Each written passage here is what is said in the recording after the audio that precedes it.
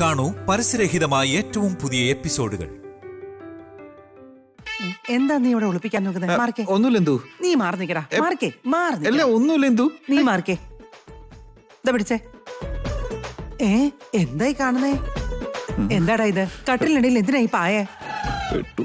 എന്തു അത് കണ്ടല്ലോ. ചോദിച്ചത് കേട്ടില്ലേ രണ്ടാളും? നിങ്ങളുടെ മുറിക്കകത്ത് പായ്ക്ക് എന്താ കാര്യമെന്ന് ചോദിച്ചത് കേക്കാൻ പാടില്ലേ? അത് ചുമ്മാ വെച്ചതാ എന്തോമ്മേ. അത് ആദ്യം തൊട്ടേ അവിടെ ഇരിക്കുക. എന്തിനാ അവിടെ ഇരിക്കുന്നേ? അപ്പൊ രണ്ടുപേരും ഒന്നിച്ചല്ലേ കിടന്നുറങ്ങുന്നേ? ഞാനിവിടെ അമ്പലം തോറും സന്താന ലബ്ധി പൂജയും ചെയ്ത് നടക്കുക. അതിനിടയ്ക്ക് എന്തോന്നാ ഈ നാടകം?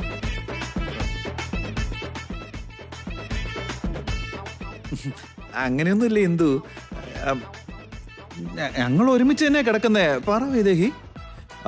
പിന്നെ എനിക്ക് ഇടയ്ക്ക് ചിലപ്പോ ഇങ്ങനെ നടുവേന ഉണ്ടാകുന്ന സമയത്ത് അവള് തന്നെയാ താഴെ കിടക്കുന്നല്ലേ. അല്ലേ? നിനക്ക് എത്ര വയസ്സായടാ? പറയടാ, എത്ര വയസ്സായെന്ന്. ഇതുവരെ ഒരു കുഞ്ഞു പോലും ആയിട്ടില്ല, അപ്പോഴേക്കും നടുവേദനയായോ? വേഷം കെട്ടൊന്നും എൻ്റെ അടുത്ത് വേണ്ട. ഇതെന്റെ അവസാനത്തെ വാണിങ്ങാ.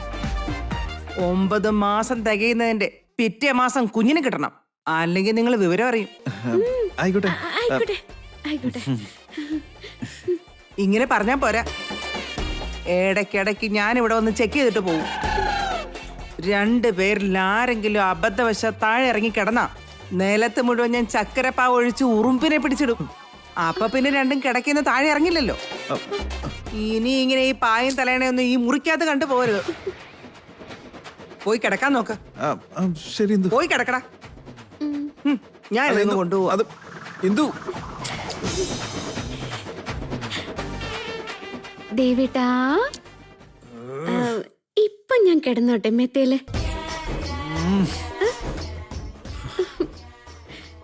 രാജമാതാവ് ആജ്ഞാപിച്ചങ്ങ് പോയതല്ലേ ഉള്ളൂ. അപ്പൊ പിന്നെ കൊച്ചു മഹാറാണിക്ക് പള്ളി കൊള്ളാൻ മെത്ത തന്നല്ലേ പറ്റൂ. അയ്യോ, ചെന്ന് കിടന്നോളൂ.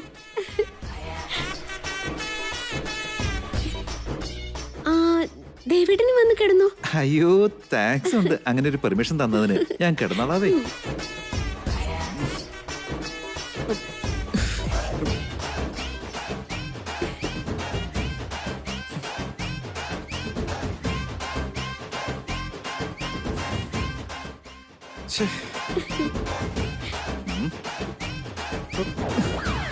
അതെ, കുറച്ചങ്ങ് നീ കിടന്നു. അങ്ങോട്ട് തിരിഞ്ഞിരുന്നേ. എനിക്ക് ഇങ്ങനെ ശീലം. അതിന് എന്റെ മുഖത്തേക്ക് നോക്കുന്ന എന്തിനാ? ഇതും എന്റെ ഒരു ശീലം. എണ്ണ കിടന്ന് ശരിക്കും എന്റെ ശീലം അങ്ങോട്ട് മാറ്റിക്കോളാം. അറിയിക്കോട്ടോ.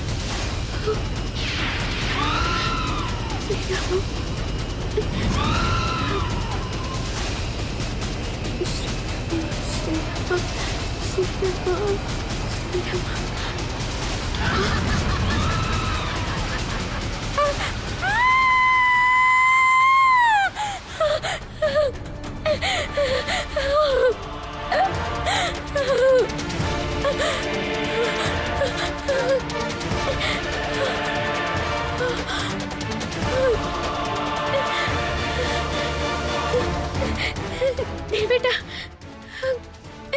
ദേവേട്ടാ, ദേവേട്ടാ.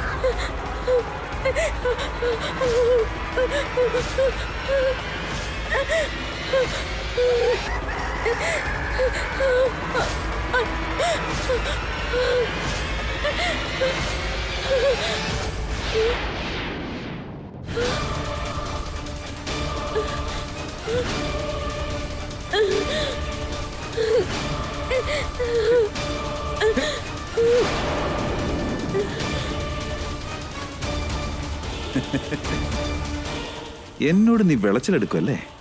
പ്ലാസ്റ്റിക് പല്ലി എറിഞ്ഞ് എന്നെ പേടിപ്പിക്കുമല്ലേ? അപ്പൊ തിരിച്ചൊരു പണി ഞാൻ തന്നില്ലെങ്കിൽ മോശമല്ലേ?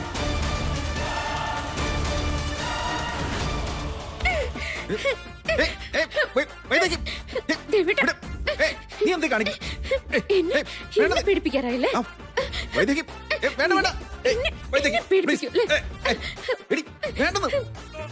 പേടിപ്പിക്കോ നീ?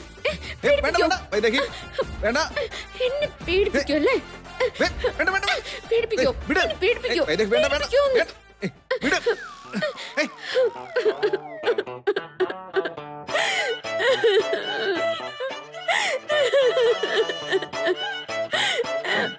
വെച്ചിട്ടുണ്ട് ഞാൻ, നോക്കിക്കോ.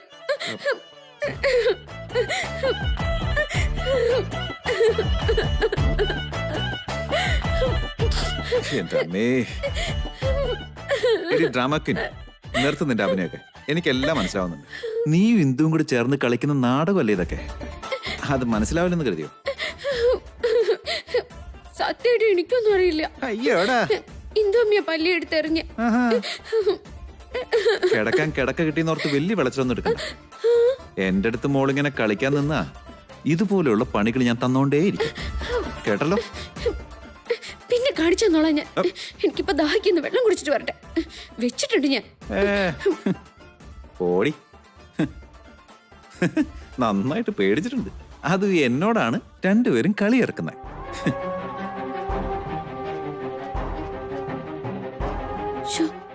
ഇനി നെഞ്ചെടുപ്പ് മാറിയിട്ടില്ല. വല്ലാണ്ട് പേടിപ്പിച്ചു കളഞ്ഞു. എനിക്ക് ഈ പ്രേതത്തെയും ഭൂതത്തെയും ഒന്നും പേടിയില്ലാത്തതാ. പെട്ടെന്ന് ദേവേട്ടൻ ഇങ്ങനെ ചെയ്തു കളയുന്ന ആര് പ്രതീക്ഷിച്ചു?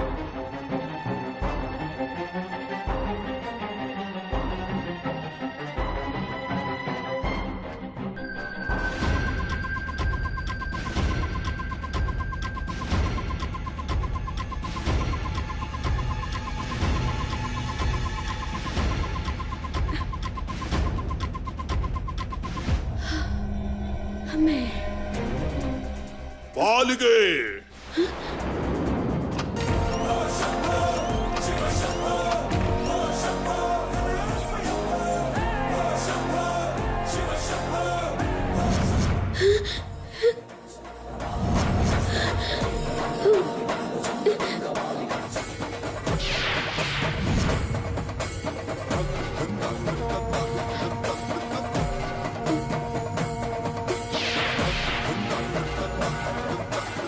ദേവേട്ടൻ കളി തുടങ്ങിയല്ലേ?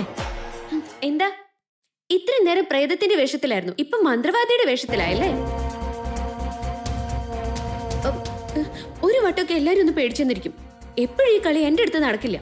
എനിക്ക് ഉറക്കം വരുന്നു, വന്ന് കിടക്കാൻ നോക്ക്. ഇത് കളിയല്ല ബാലികേ, നിന്റെ മംഗല്യ സൗഭാഗ്യത്തിന്റെ വേട്ടയാണ്.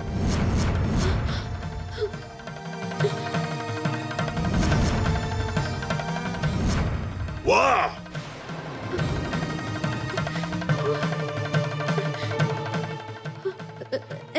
ആരാ? എന്താ ഈ നേരത്തെ ഇവിടെ? ഞാൻ ആരാണെന്നുള്ള അന്വേഷണം അവിടെ നിൽക്കട്ടെ. നിനക്ക് സംഭവിക്കാൻ പോകുന്ന മഹാവിപത്തിനെ കുറിച്ച് അറിയൂ. വാ,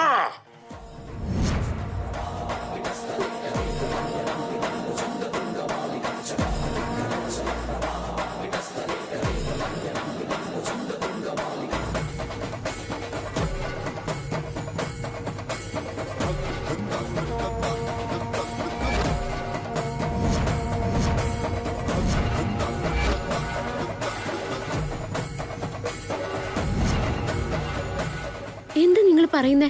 എനിക്ക് എന്ത് വിപത്തുണ്ടാവാൻ പോകുന്നെന്നാ? എന്റെ മംഗല്യത്തിന് എന്ത് സംഭവിക്കുന്ന പറഞ്ഞേ? അതിഭയങ്കരമായ വിപത്ത്, നിന്റെ സൗഭാഗ്യത്തെ തുടച്ചു മാറ്റുന്ന പ്രളയം. ഏതു രൂപത്തിൽ അത് എത്തുമെന്ന് ഊഹിക്കാൻ പോലും സാധിക്കില്ല. ഏതു ദിക്കിൽ നിന്ന് അത് വരുമെന്നും പ്രതീക്ഷിക്കാനാവില്ല. സമയവും സന്ദർഭവും ഒന്നും നിന്റെ വരുതിക്കുള്ളിലാവില്ല. ക്ഷണനേരം കൊണ്ടെത്തി ആഞ്ഞടിച്ച് കാലഗർഭത്തിലേക്ക് നിന്നെ ആഴ്ത്തിക്കളയും. നിങ്ങൾ ഈ പറയുന്നതൊക്കെ കേൾക്കുമ്പോ പേടി തോന്നുന്നു. അങ്ങനെയാണെങ്കിൽ ദേവേട്ടന് ആപത്തുണ്ടാവുന്നാണോ? എങ്ങനെയാണ് ഈ ആപത്തിൽ നിന്ന് രക്ഷപ്പെടേണ്ടത്? സമസ്യയെ അറിയിക്കുക മാത്രമാണ് ആ മഹാദേവന്റെ സന്ദേശം. പരിഹാരം നീ തന്നെയാണ് കണ്ടെത്തേണ്ടത്. നിന്റെ കാഴ്ചയാണ് നിന്റെ കവചം, സമയോചിത ബുദ്ധിയാണ് നിന്റെ ആയുധം. നിന്റെ മംഗല്യത്തെ രക്ഷിക്കാൻ ശ്രമിക്കൂ.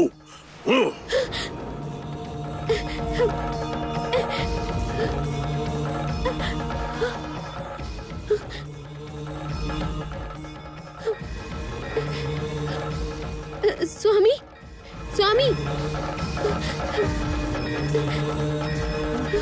സ്വാമികളെ എവിടെ പോയി?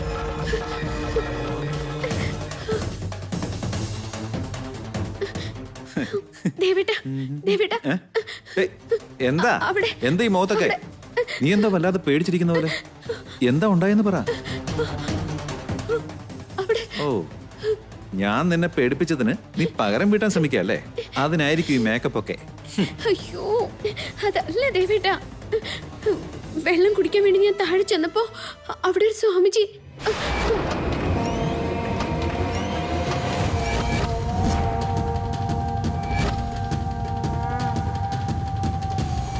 പരിഹാരം നീ തന്നെയാണ് കണ്ടെത്തേണ്ടത്. ഏത് രൂപത്തിൽ അത് എത്തുമെന്ന് ഊഹിക്കാൻ പോലും സാധിക്കില്ല. ആഞ്ഞടിച്ച് കാലഗർഭത്തിലേക്ക് നിന്നെ ആഴ്ത്തിക്കളയും.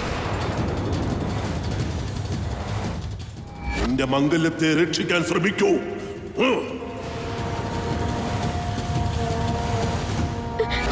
ദേവേട്ടന് ആപത്തുണ്ടാവുന്ന പറഞ്ഞിരിക്കുന്നത്. എനിക്ക് വല്ലാണ്ട് പേടിയാവുന്നു. എനിക്ക് ആപത്തുണ്ടാവുന്നു. ഇനി അഥവാ എനിക്ക് ആപത്തുണ്ടാവുകയാണെങ്കിൽ അത് നീ കാരണം മാത്രമേ ഉണ്ടാവൂ. അയ്യോ, എന്തിനാ ദേവേട്ട ഇങ്ങനെയൊക്കെ പറയുന്നത്? പിന്നല്ലാണ്ട് ഇനിയും നിന്റെ അച്ഛനും അമ്മയ്ക്കും കുടുംബത്തിനൊക്കെ വേണ്ടി എന്നെ വീണ്ടും അങ്ങ് ഉപേക്ഷിച്ച് കളയുമായിരിക്കും അല്ലേ? അയ്യോ, ഞാൻ പറഞ്ഞത് സത്യ ദേവേട്ട. ദേവേട്ട, എന്നെ ഒന്ന് വിശ്വസിക്കേ. ആ, വിശ്വസിച്ചു. ഇനി എന്താ? എന്നാവാ, എന്താ ആപത്താ ഉണ്ടാവുമെന്ന് നമുക്ക് ആ സന്യാസിയോട് തന്നെ ചോദിക്കാം. അയാൾ ഇവിടെ ഇല്ല ദേവേട്ട. അപ്പൊ തന്നെ പോയി കളഞ്ഞു. എന്നാ പിന്നെ അപ്പൊ തന്നെ വിളിക്കായിരുന്നില്ലേ വൈദേഹി? ഞാൻ ചെന്ന അയാളോട് എല്ലാം അങ്ങ് വിശുദ്ധമായിട്ട് ചോദിക്കായിരുന്നല്ലോ. ഇത് ഈ വട്ടുമൂക്കുമുണ്ടാവുന്ന ഭ്രമ. അല്ല ദേവേട്ട, ഞാൻ പറയുന്നതൊക്കെ സത്യ. എങ്ങനെ പറഞ്ഞല്ലേ ദേവേട്ടനൊന്ന് വിശ്വസിക്കാം? എന്ന് ചോദിച്ചാ എങ്ങനെ പറഞ്ഞാലും എനിക്ക് വിശ്വാസം. നീ പറഞ്ഞു തുടങ്ങിക്കോ.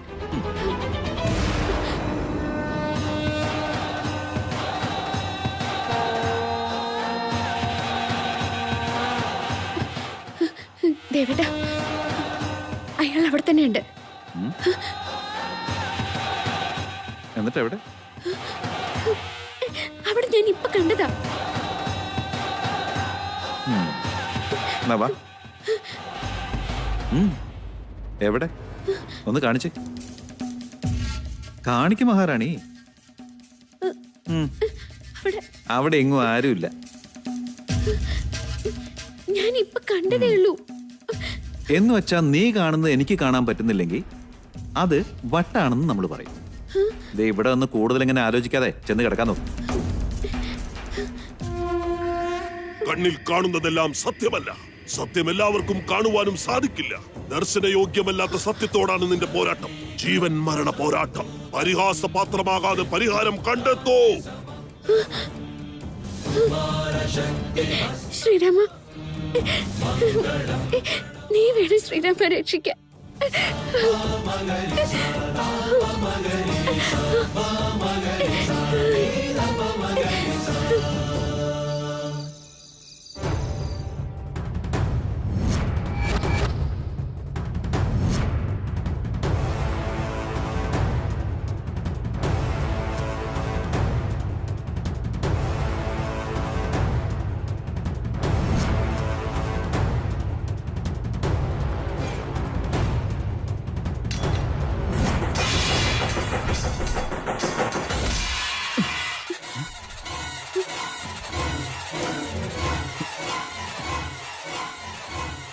ദാസേട്ടാ, പുറത്തെന്തോ ശബ്ദം കേട്ടല്ലോ ദാസേട്ടാ.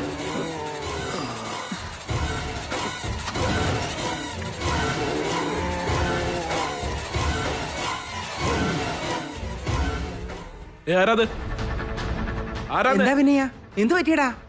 എവിടുന്നാടാ ഒരു ശബ്ദം കേട്ടെ? അറിയില്ല എന്തോമേ.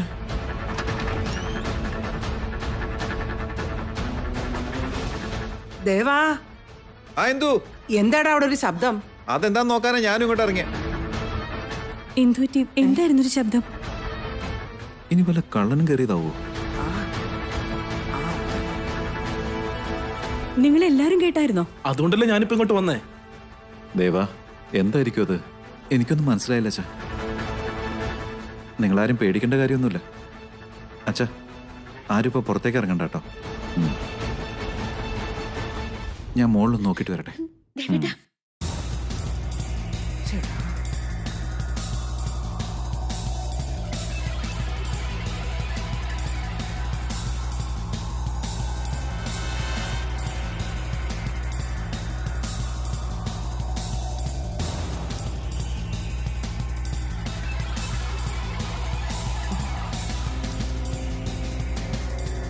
അജേട്ടാ, ഇങ്ങോട്ട് ആരെങ്കിലും വന്നായിരുന്നോ? ഇല്ലല്ലോടാ.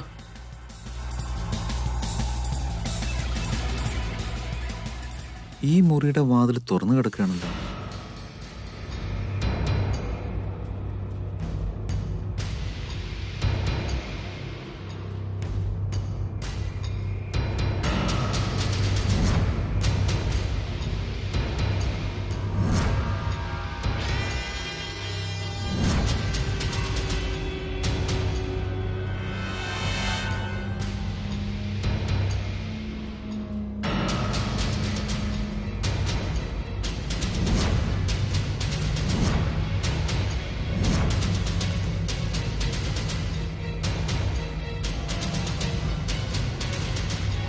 നിന്റെ കാഴ്ചയാണ് നിന്റെ കവചം, സമയോചിത ബുദ്ധിയാണ് നിന്റെ ആയുധം.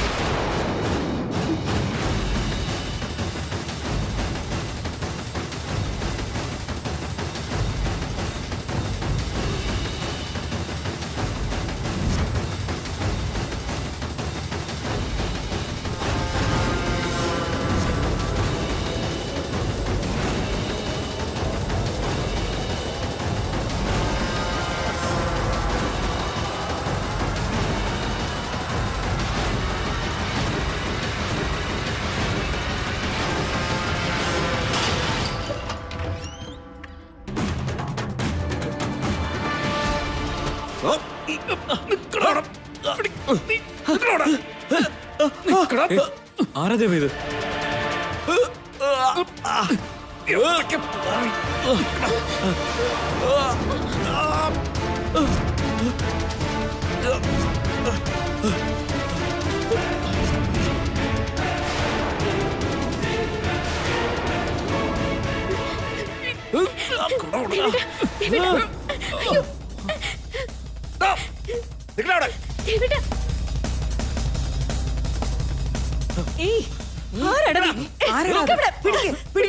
ദേവാ,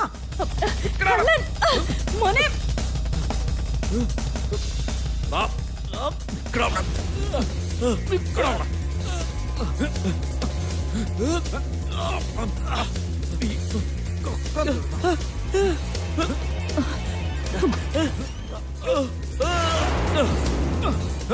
വിനയ, വിനയ, നിൽക്കാൻ പറഞ്ഞേ. ദേവാ, മോനെ അങ്ങോട്ട് പുറത്തേക്ക് പോയി മോനെ.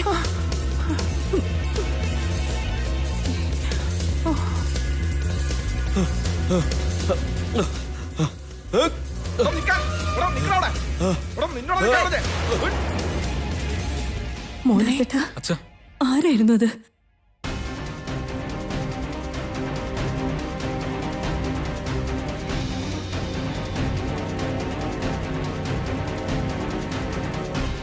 ദേവേട്ടാ, ദേവേട്ടനൊന്നും പറ്റിയില്ലല്ലോ? ഇല്ല, ഒന്നും പറ്റില്ല.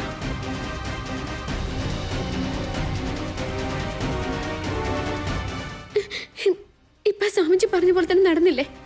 എന്റെ മംഗല്യത്തിന് ആപത്തുണ്ടാവുന്ന പറഞ്ഞേ. അങ്ങനെ ഒരു ശ്രമല്ലേ ഇപ്പൊ നടന്നേ? ഏത് സ്വാമിജി അങ്ങനെ പറഞ്ഞേ?